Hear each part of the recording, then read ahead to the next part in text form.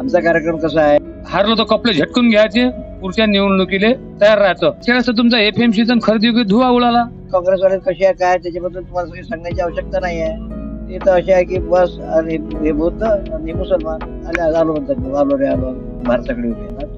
तू सभागृहात ते बोलू शकत. आणि हे जे सुधाकर पाटील जे आहे ते स्वतःला असं समजतात ते किंग मेकरच आहेत बाबा. ते स्वतःला काही तालुका अध्यक्ष आहे म्हणजे काही ते ऐशी फार मोठ्या पदावर आहेत असं समजतात. नमस्कार, गन्ना का फन्ना युट्यूब चॅनलवर सर्वांचं स्वागत. हे आहे म्हटलं भारतीय बैठक.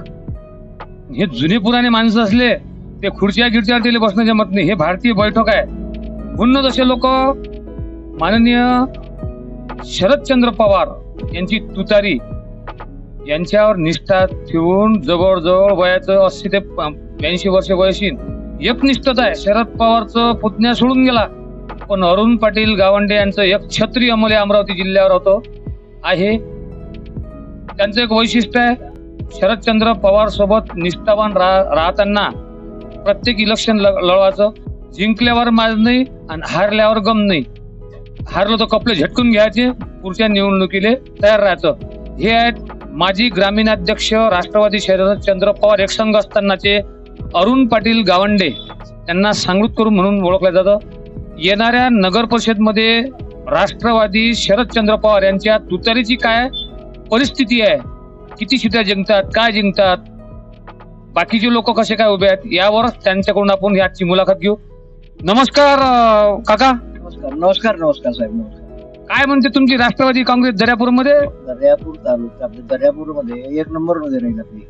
आपल्या जवळपास 12 ते 14 वार्ड मेंबर निवडून येतील आणि एक अध्यक्ष निवडून येणार आणि चांगल्या पद्धतीने निवडून येतील. इतकी परिस्थिती चांगली आहे आणि इतर पक्षाबद्दल आपल्याला बोलण्याचा प्रश्नच येत नाही. मागच्या वेळेस तुमचा एफएमसी खरेदी धुवा उडाला.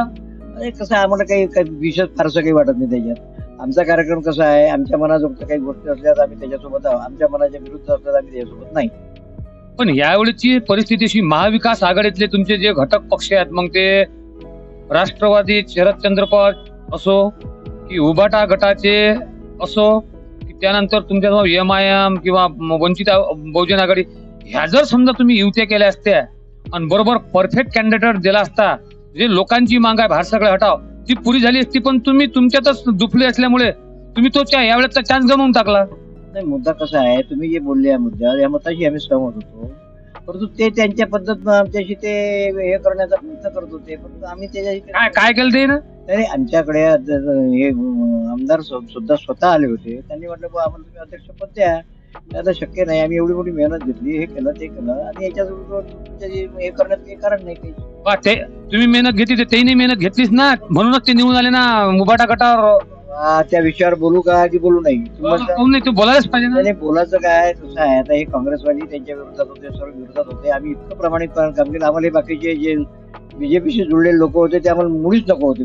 बीजेपीशी जुळलेले लोक अजिबात नको होते, म्हणून आम्ही त्यांना मदत केली, म्हणून ते निवडून आले. दुसरं काहीच करायचं. लोक तर म्हणतात सुधाकर पाटलाच्या काँग्रेसनं खूप मोठी साथ केली. काय आमच्याकडे जे वास्तविक पाहता आमदारांना आमच्याकडे हेही पाठवतात, फंडही पाठवतात, आम्ही स्वीकारलं नाही. काँग्रेसवाले कसे आहे काय त्याच्याबद्दल तुम्हाला काही सांगण्याची आवश्यकता नाही आहे.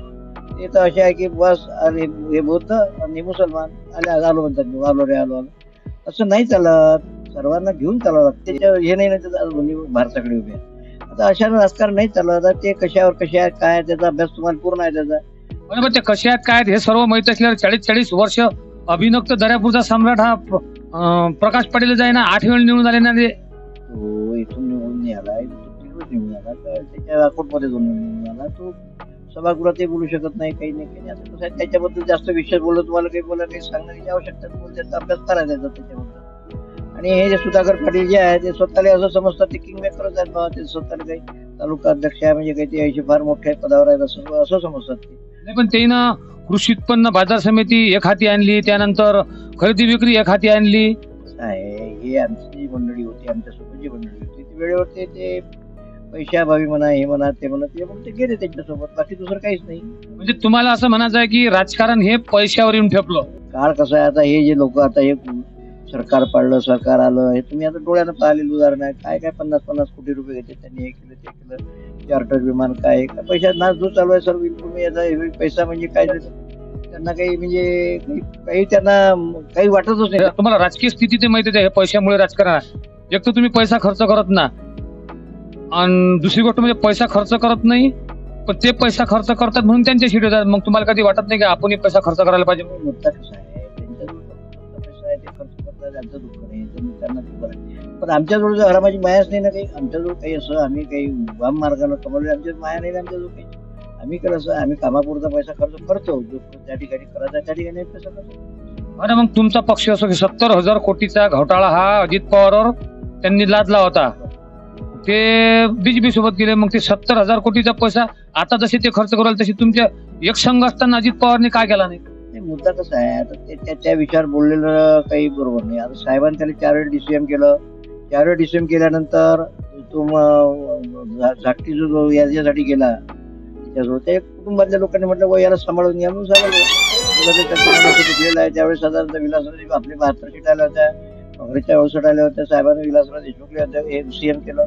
याची तेव्हापासून ते करपेल आहे थोडीशी. साहेबांच्या त्या लक्षात आलं चित्र ते, आणि साहेबांनी तिकडे कॅबिनेटमध्ये साहेब 3 वर्ष होते तिथे, 3 टर्न होते तिथे, त्याच्यामुळे त्याने हा गोंधळ करून ठेवला सर्व. आता मग नगर परिषद मध्ये कसं? नाही, नगर परिषदमध्ये आम्ही स्वतंत्र, आमच्यासोबत कोण नाही. आम्ही ज्याला येत असेल त्याला आम्ही एक्सेप्ट करतो, असं काही नाही. आता पर्सनली आमच्याकडे येऊन राहिले 2-3 जण, आम्ही तुमच्यासोबत येतो बा. आम्ही म्हटलं बा परिस्थिती पाहून तुम्ही या, पण आमच्याकडे फंड वगैरे अमुक तुमची अपेक्षा तुम्ही करू नका. आमच्याकडे मटेरियल अमुक आम्ही देऊ तुम्हाला त्यासाठी वगैरे, असं त्यांना स्पष्ट सांगितलं. हे होते अरुण पाटील. आपण अरुण पाटलाची मुलाखत घेताना तो त्यांचा जोश असते की याला शिवी त्याला शिवी, तो तुमचा भ्रमनिराश झाला असेल. पण परिस्थिती बदलली, त्या परिस्थितीमुळे त्यांचं वय थोडंसं उत्तरार्धाकडे चाललं, त्यामुळे बदल हा आवश्यक आहे. म्हणून अरुण पाटील गावंडे यांनी सुद्धा बदल केला. असेच व्हिडिओ पाहण्याकरता पाहत राहा गन्ना का फन्ना युट्यूब चॅनल. प्रस्तुत होता गणेश सागरे, कॅमेरामन जगदीश बर्डेसह. धन्यवाद.